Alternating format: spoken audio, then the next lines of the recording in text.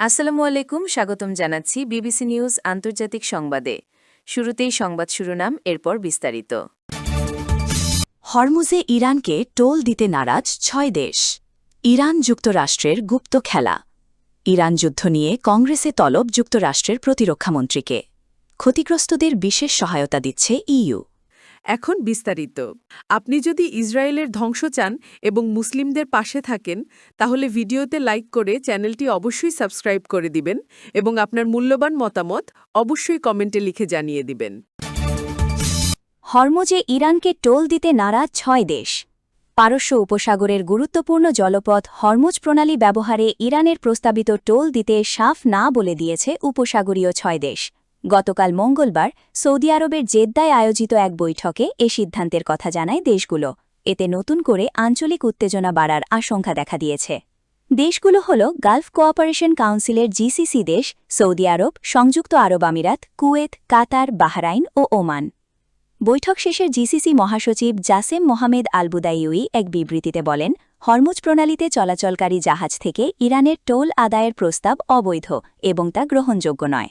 তিনি স্পষ্ট করে জানান, জিসিসি ও এর সদস্য দেশগুলো এ ধরনের কোনো অর্থ পরিশোধ করবে না। আরব সাগর ও পারস্য উপসাগরকে যুক্ত করা প্রায় ১৬৭ কিলোমিটার দীর্ঘ হরমুজ প্রণালী বিশ্ব জ্বালানি সরবরাহের জন্য অত্যন্ত গুরুত্বপূর্ণ।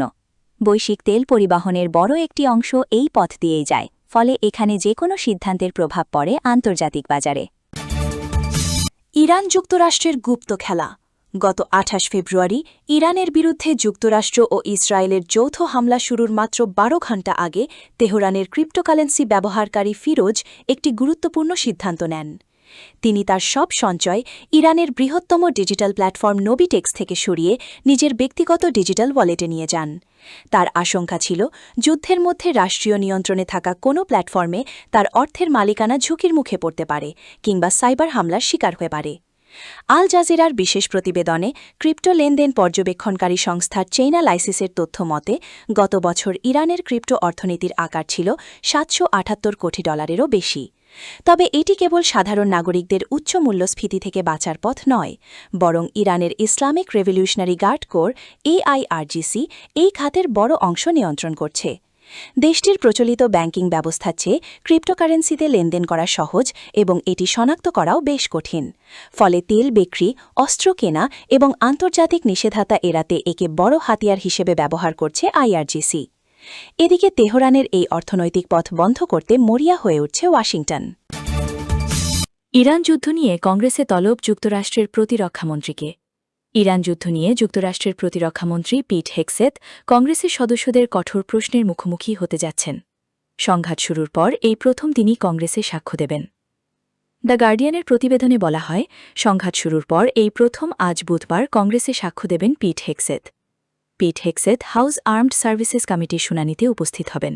সেখানে প্রেসিডেন্ট ডোনাল্ড ট্রাম্পের প্রস্তাবিত $1.৫ ট্রিলিয়ন প্রতিরক্ষা বাজেট নিয়ে আলোচনা হবে। যুদ্ধ এখনও অমীমাংসিত অবস্থায় থাকায় এবং এর বৈশ্বিক অর্থনৈতিক প্রভাব অব্যাহত থাকায় শুনানিটি অত্যন্ত গুরুত্বপূর্ণ হিসেবে বিবেচিত হচ্ছে। এর আগে আইন প্রণেতারাই যুদ্ধ সংক্রান্ত গোপন ব্রিফিংয়ে দেওয়া তথ্যের স্বচ্ছতা নিয়ে অসন্তোষ প্রকাশ করেছেন। ফলে এই প্রকাশ্য শুনানি উত্তপ্ত হয়ে উঠতে পারে বলে ধারণা করা হচ্ছে। একই শুনানিতে যুক্তরাষ্ট্রের শীর্ষ সামরিক কর্মকর্তা জেনারেল ড্যান কেইনও সাক্ষ্য দেবেন। ডেমোক্র্যাট প্রতিনিধি ম্যাগি গুডল্যান্ডার সামাজিক যোগাযোগ মাধ্যম এক্সে লিখেছেন, অবশেষে সেক্রেটারি হেগসেথ এই সপ্তাহে হাউস আর্মড সার্ভিসেস কমিটির সামনে আসছেন। তিনি আরও লেখেন, এখন সময় এসেছে এই ইচ্ছাকৃত যুদ্ধের জবাবদিহির। ক্ষতিগ্রস্তদের বিশেষ সহায়তা দিচ্ছে ইইউ। ইরান যুদ্ধের ফলে পুরো মধ্যপ্রাচ্য সহ বৈশ্বিক জ্বালানি ও অর্থনীতিতে তৈরি হয়েছে ব্যাপক অস্থিরতা। এই অবস্থায় জ্বালানি তেলের অস্বাভাবিক মূল্যবৃদ্ধির কারণে সংকটে পড়া শিল্পগুলোকে সহায়তা দেওয়ার ঘোষণা দিয়েছে ইউরোপীয় ইউনিয়ন ইইউ।